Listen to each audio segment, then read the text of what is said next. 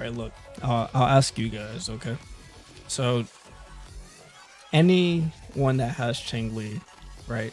Do you feel like she's mid, right?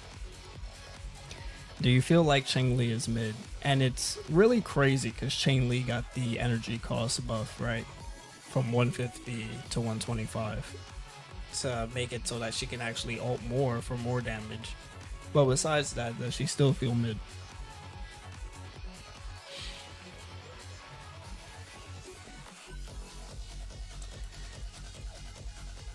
She needs a damage buff. Oh man.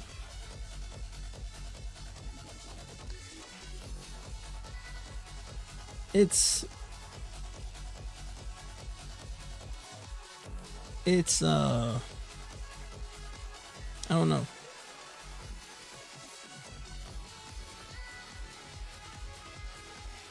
It's crazy, like stat lining investment, right? Like the amount of stat lining investment that you would have to do to actually get something out of this character. Or you just have to run a second DPS. Now, obviously, anyone that is a CHANGLI investor can tell me I'm wrong, or the actual method to get maximum 90% damage increase. She does less damage than our limited characters. I just feel like even with Forte Circuit 10, probably Liberation 10, it just doesn't feel as good. And rotations feel very Calcharo like. And before she even came out on like the last stream, I said, people were asking me what does CHANGLI feel compared to. And I was like, it kind of feels like Calcharo, right? It's a very ramp up rotation, and you always want to complete that rotation, because if you fuck up that rotation, you lose a lot of DPS, like a lot. Like so much that it feels absolutely ass, and you should probably just restart the run. And I feel like she is literally the first character in Wuthering Waves that I felt like I've actually needed dupes to actually get something out of her. More than any other character, right? And more so a character that I feel like I need Barina. Like absolutely. Like, do not run this character without Barina. It's not the same thing. Right? Gen C.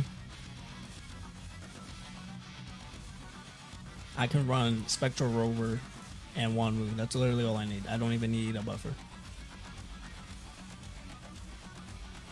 Because that's how just good the output is for her.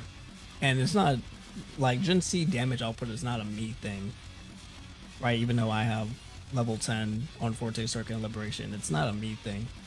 I feel like community reception to Gen C versus CHANGLI is definitely much different. Like I feel like you can go anywhere, right? You go on Reddit, maybe Discord, whatever the fuck you want to ask, right? And they ask what feels better, like damage wise, to output. That's much easier. I'm pretty sure 95%, 99 would say Gen C.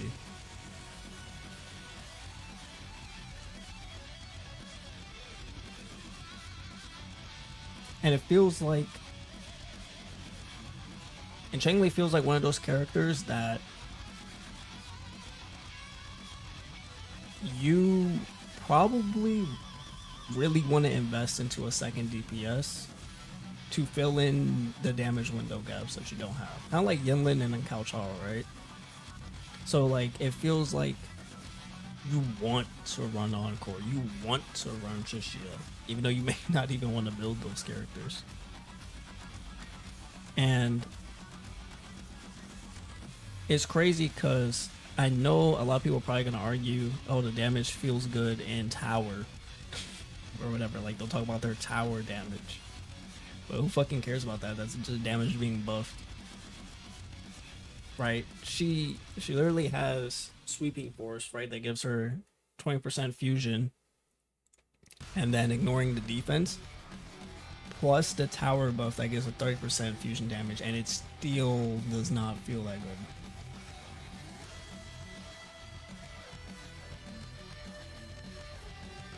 double DPS is an insanely heavy echo investment. That is true. That is true. And then if you really want to maximize CHANGLI rotations, you really want to include Inferno Rider as well.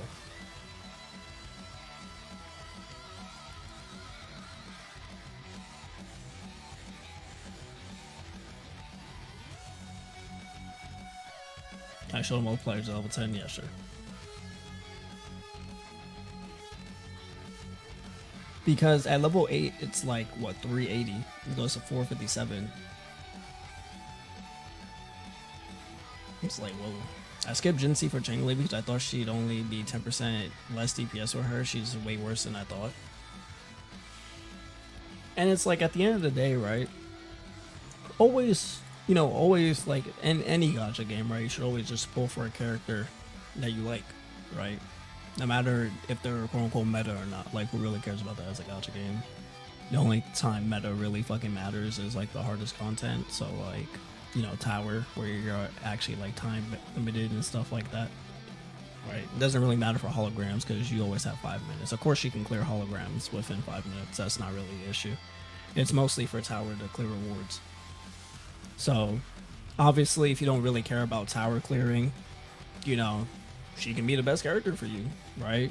Aesthetically wise, I love the aesthetic. The sound effects looks great. She looks fucking amazing. I love the animations. I love the flames to her fucking outfit. I love the blindfold. She's a fucking Coomer character, bro. But the hard investment you have to put in is kind of wild, right? And like even Gion, right? Like my Gion, 56 crit rate, 234. I never had an issue with clearing something with Gion. Never had an issue clearing something with Gion at all. I always 3-starred something, and I actually cleared what, hologram 6 with Gion easily.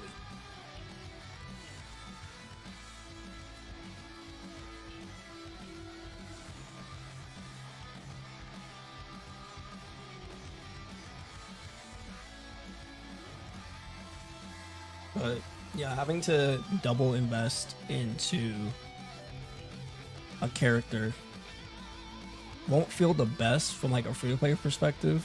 Obviously, you know, or like a free-to-play or casual perspective, you know. As I was saying in Mash, every time I am Tosh, you just said Mash in vid comments and I got dissed for it. So I don't know. I mean, even in China, right? China had the calculations that Encore and CHANGLI was the least damaging comp.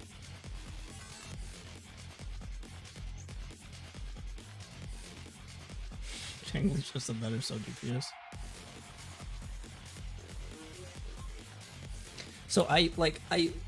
So people were really like, okay, Just She is going to be the godsend for Jinxie, right? I don't think so. I think Just She might even be better for CHANGLI to have a better skill damage buffer than Tao Chi, right? Someone that can actually build up their outro really, really fast compared to Tao Chi to get a lot of DPS windows with CHANGLI for 25% skill damage. But like, they also another thing with CHANGLI, right? And this can also be a skill issue, right? Like obviously I know how to manage around this because of enemy attacks. But if you're a casual CHANGLI enjoyer, right, and you're trying to build up your forte, it's literally like Calcharo. If you have to dodge, you lose so many seconds to build another forte stack. What if you have to dodge multiple attacks, right? Okay, now it just takes longer to build your forte stack. You know what I mean?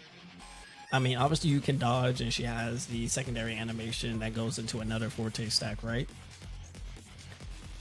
But casuals will definitely take a lot longer to build up her forte attack compared to actually people that actually play the game, right? And it just feels like another Calcharo situation, right? Like you Liberation Calcharo, you want to get stacks, but you have to dodge. So now you just lost like a DPS window and now it does not feel as good to play. You might as well just reset.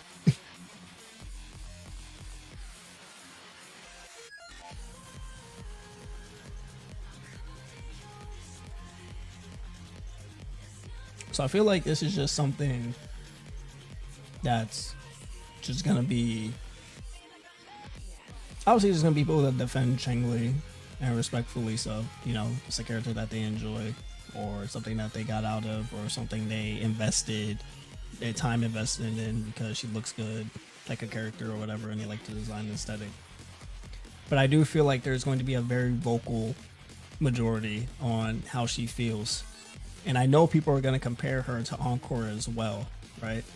Encore Senwa, and how Encore is just a better fusion DPS. I know people are definitely saying that. People are 100% saying that. People might even go as low and say, fucking, my Chishia does better than CHANGLI.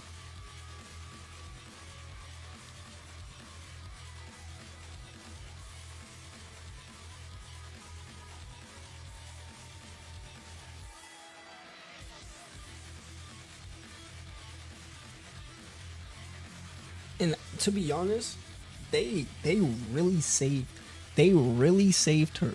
They really saved her not making her alt cost 150. If her alt costed 150, oh my god, it would actually feel worse.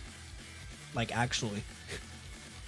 It would actually feel worse if you did not have any energy regen. Like if you had like 120 average energy regen, 120, 130, oh my god, it would actually still feel worse. Like I couldn't even imagine a world like that. Like holy shit. Yeah, she's coded as a main DPS in the game in her combat roles. She's a main DPS because how much on field time that she needs. It's literally like Elchara to ramp up her rotation.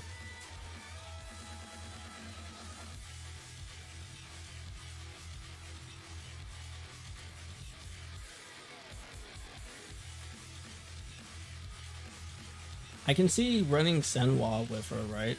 Run S6, right? Just for the buffing itself, and Senwa can get her outro skill really, really fast, right?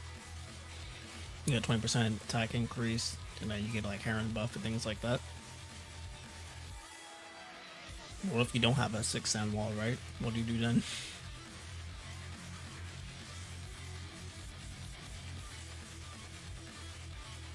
So I don't know. I think, you know, obviously there's gonna be a back and forth going on here, whether she's actually worth the investment or not. Yeah, I can level up my weapon to 90. Yeah, I can get to level 90. Yeah, I can level this up to level 10. Right?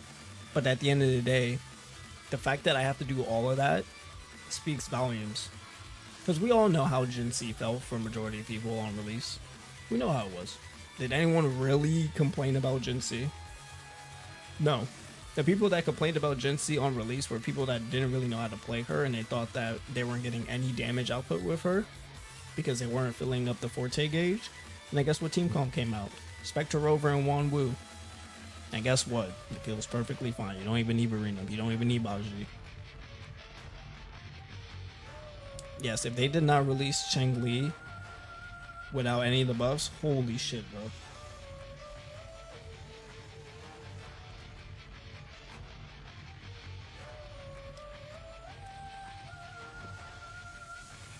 And it really does suck if people did skip Gen C, and now you will not be getting Gen C for I don't know how long, 6 to 8 months.